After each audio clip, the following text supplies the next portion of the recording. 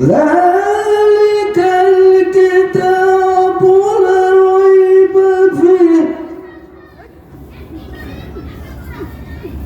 هدى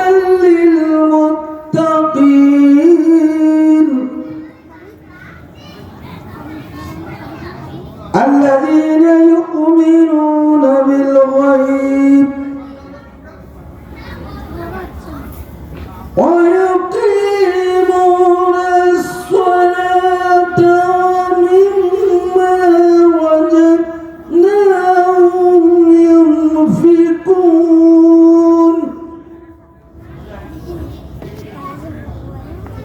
الذين يؤمنون بما